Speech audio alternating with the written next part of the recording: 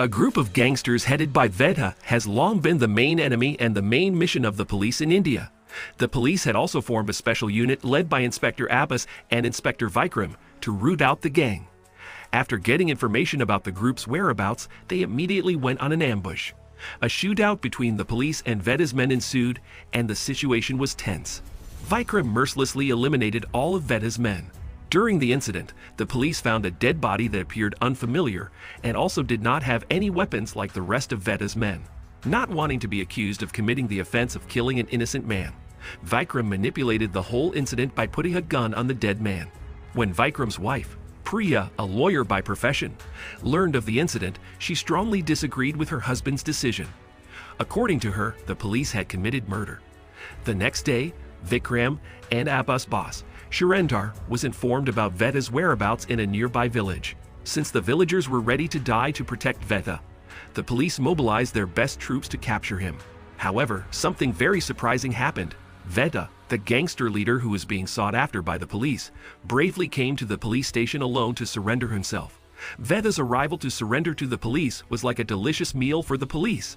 Vedha's interrogation was soon conducted, but it turned out that interrogating a gangster chief was no easy feat. Throughout the interrogation, Vedha was tight-lipped. When it was Vikram's turn to interrogate him, he again remained silent. After a long period of silence, Vedha finally opened his mouth and started talking. "You consider me a criminal, but you yourself have killed many of my men," Vedha said. Vedha then told Vikram the story of his life, and Vikram listened to it carefully. Vedha told him about his past life, which began 13 years ago. He was very young at that moment, but he was already a henchman of the most feared gangster named Parshuram. One day, a gang from another region kidnapped a kid, and they demanded a ransom from the child's parents, who were known to come from a wealthy family. Parshuram, who ruled the region, was furious when he found out that another gang had invaded his territory. Vedha then offered to confront the gangsters. However, as Vedha was still very young, Parshuram deemed him unfit for the mission. Feeling humiliated by his boss, Vedha, who had ambitions to become a gangster leader, decided to attack the gang anyway. With his persistence, Vedha managed to eliminate all the gang members and save the kidnapped child. Thanks to his success in rescuing the rich man's kid, Parshuram and Vedha became highly respected figures in the local community, and from then on, Vedha and Parshuram's relationship became even closer. Vedha also shared the story of a man named Bablu who gathered minors to deal in illegal drugs. Bablu deliberately exploited the children because they were immune from the law.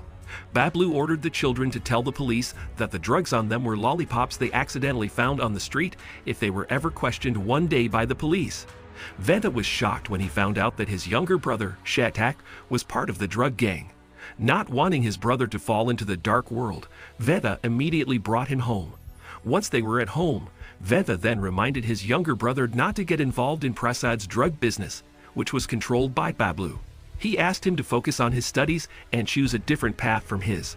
It is revealed that Shatak is a math genius, so he has a better future than Vedha himself.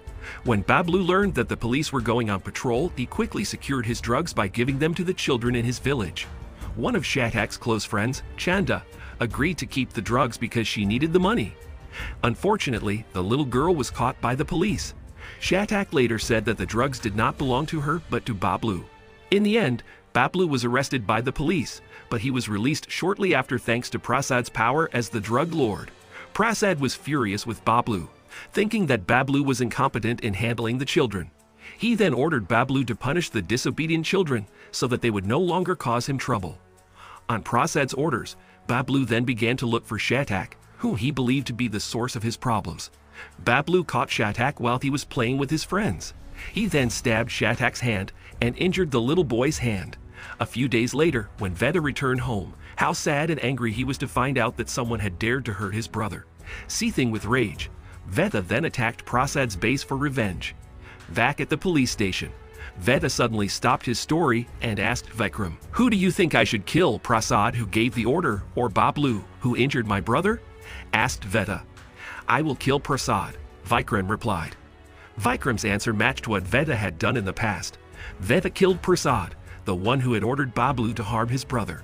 Moments later, Vedha's lawyer arrives, and to Vikram's surprise, his wife is the lawyer hired by Vedha to handle the case. Priya then released Vedha on bail. Since there was no valid evidence of Veda's crime, the police eventually released him on bail. Upon returning home, Vikram expressed his objection to his wife becoming an attorney for a dangerous criminal. He then asked Priya to drop the case. During the argument, Vikram's shouting startled Priya, who injured her hand on the scalding oil.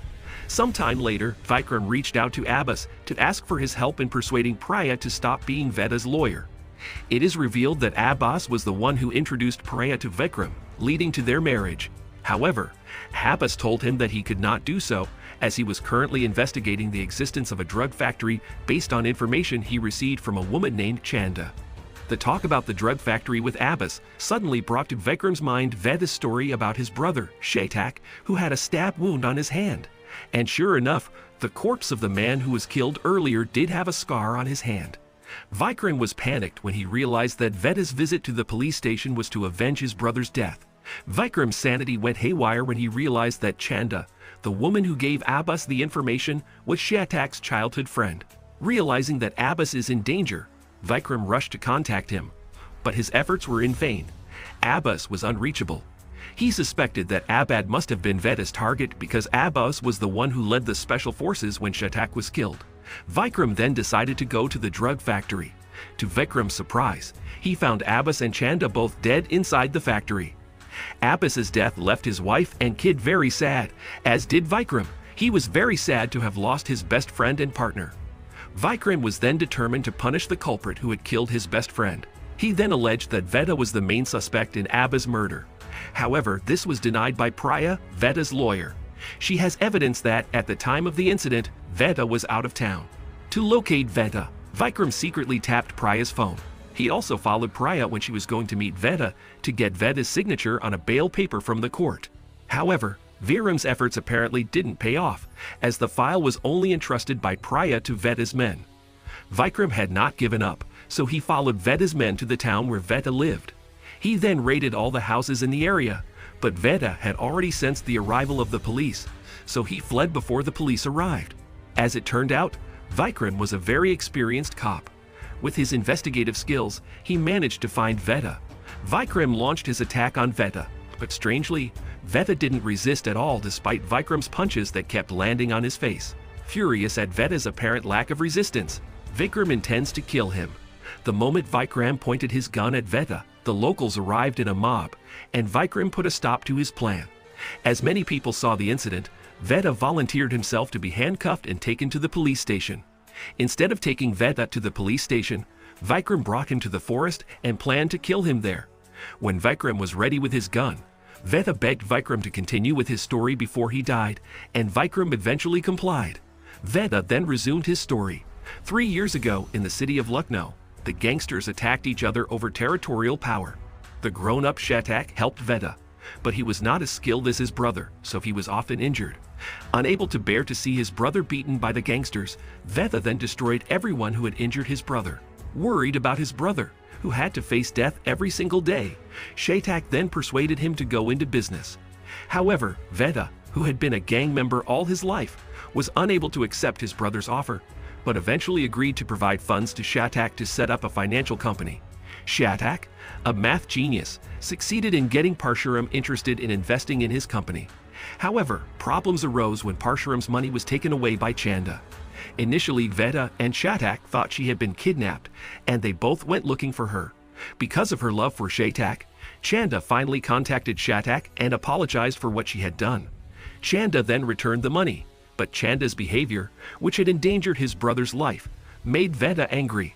But luckily, Chanda's life was saved thanks to Shetak, who begged his brother to forgive Chanda because he loved her. In the end, Veda had to give in and follow his dear brother's wishes. After reclaiming Parshuram's money, Veda then returned it. However, Parshuram felt that he had been played by Chanda, so he ordered Veda to kill her. Veda paused the story and addressed Vikram. "If I kill Chanda, Shetak's heart will be broken. But if I don't kill her, it means I have to be ready to face my own boss," Veda said. Vikram then replied that if he were in Veda's position, he would stand up for Shetak and fight Parshuram. What Vikram said was true. Out of the blue, Veda hit Vikram with the stone he had been holding while narrating his story to Vikram. Veda then told Vikram that he would do anything to protect Shetak and Chanda by taking them to Mumbai, and that he would fight Parshuram. However, the harsh reality hit him that the police had killed his brother. Therefore, if Vikram wanted to find out the cause of Abba's death, then he should investigate Shatak's death. Soon after, Veda walked away, leaving Vikram in a daze. One day, Veda had a chance meeting with Priya. As it turns out, Veda's intention to hire Priya as his lawyer had been planned beforehand. Through Priya, who is also Vikram's wife, he hoped to get information about his brother's death. Veda then shared with Priya that Shatak was a good boy. He shouldn't have been killed by the police. Vikram and his team began investigating the deaths of Shatak and Abbas. He believed that someone else was involved in causing Shatak and Chanda to be in Lucknow when he and his team conducted the raid. Vikram then looked at some photographs of Chanda's dead body. He found many scars on her body, indicating that she had been tortured to death. He then concluded that Shatak's presence in the place was probably to save Chanda, and he also assumed that someone must have leaked the information about the whereabouts of Veda's men. Vikram then decided to look for the informant. Unfortunately, the informer was killed by a group of gangsters from Mumbai. Vikram then beat up those gangsters because they refused to open their mouths and tell the truth. While he was fighting the gangsters, Vikram was almost killed because he was caught off guard and lacked focus. Fortunately, he was saved by his team members. Vikram then got a key, which turned out to be the key to the informant's room that he was looking for. When he entered the room, he found a box of drug-laced cigarettes. He then figured that the owner of the cigarettes was Veda's henchman, Bablu, the man who took care of Prasad's drug business. It was clear that Veda had been betrayed by his own man, Bablu. However, this discovery does not answer what Bablu had to do with the deaths of Shatak and Abbas. Vikram then sought Priya's help to connect him with Veda so that he could explain to Veda that Bablu had betrayed him. Bablu was the one who hired the Mumbai gang and used the police to get rid of Veda. As soon as he heard Vikram's explanation, Veda was furious. He attacked Bablu's place and killed all of Bablu's men. Veda then took Bablu to the place where Abbas and Chanda were killed. Realizing his cover was blown, Bablu finally confessed that he was the mastermind behind the deaths of Shatak and Abbas. Meanwhile, Vikram has also arrived at the location where Shatak and Abbas were killed. On the orders of his boss, he was assigned to arrest Veda and Bablu. He then pointed his gun at them. However, as the most feared and respected gangster, Veda would not stay idle when someone pointed a gun at him. Before confronting Vikram, he killed Bablu first, right in front of Vikram. Bablu's death left Vikram confused, as he desperately needed information from Bablu about Abba's death. However, Veda told Vikram something that made him even more confused, saying that it wasn't Bablu who killed Abbas. If Vikram wanted to know what really happened, then he had to listen to the rest of his life story. When Veda decided against working with Parshuram, he started his own gang. The group he was leading managed to kill a corrupt legislator in front of the citizens, and from then on, Veda became the most feared gangster. In the meantime, Shatak and Chanda were living happily together in Mumbai. One day, Veda went to visit them both to assure his brother that his life was fine. Unbeknownst to him, his meeting on that day was the last meeting he had with his little brother. After visiting his brother, Veda returned to Lucknow. Veda's ruthlessness and ferocity in dealing with his enemies made him the most powerful gangster in the city, and of course this caused envy among other gangster groups, including Bablu. Out of his envy and dislike for Veda, Bablu hired gangsters from Mumbai and bribed a police officer to sweep in and eliminate Veda and his men. The police officer bribed by Bablu turned out to be Abbas, even though he was known as an honest policeman. On Bablu's orders, Abbas framed Vikram and made him the person responsible for Shatak's death. Vikram couldn't believe what he had heard. He didn't think that his own best friend had framed him. Veda then clarified that Abbas was forced to accept the bribe because he needed to pay for his kid's treatment at the hospital. Abbas was forced to do this because the salary he received as a police officer was not enough to pay for the medical treatment his child needed. After hearing Veda's story, Vikram was even more confused about what was good and what was bad. Because of his confusion, he finally released Veda and let him walk away. A short while later, Vikram's boss, Surendhar, and his team arrived. Surendhar was furious when he found out that Vikram had let Veda go. Vikram then explained that Abbas had taken a bribe from Bablu. Abbas was killed when he realized his mistake and planned to rescue Chanda, who had been kidnapped by Bablu. However, Abbas' ambush was unsuccessful, and both he and Chanda died in the process. Vikram's analysis was later refuted by Surendhar, who confirmed that based on the autopsy results, The bullet in Abbas' body came from Chanda's gun. The highly ingenious Vikram was eventually able to find a small loophole in the case. He suspected that some of the policemen had taken bribes from Bablu, including Surendhar and his team, who were living the high life. His suspicions grew stronger when he realized that Chanda was holding the gun in her right hand, whereas according to Veda, Chanda was a lefty. Eventually, Surendhar's cover was blown, and he admitted that he had planned to kill Veda. All this time, he had never managed to catch Veda, who lived like a demon. Surendhar then said that he deliberately kidnapped Chanda to lure Shatak to Lucknow to save her. With the arrival of Shatak, it was certain that Veda would also come to help his little brother. They also deliberately killed Shatak so that Veda would come out of his hideout, but their plan was foiled by Abbas. Not wanting his plan to fall apart, Surendhar inevitably murdered Abbas. How angry and upset Vikram was when he learned the truth. He felt betrayed. Vikram then pointed his gun at Surendhar, but the situation turned around, and he almost lost his life. Fortunately, Veda came to his rescue. The two of them then unite to fight the police, who have gone beyond the path of justice. Vikram and Veda succeed in eliminating those bad cops. At the end of the story, Vikram and Veda point their guns at each other, and Vikram says, "What should I do? Kill or let Veda live?" And Veda just laughs.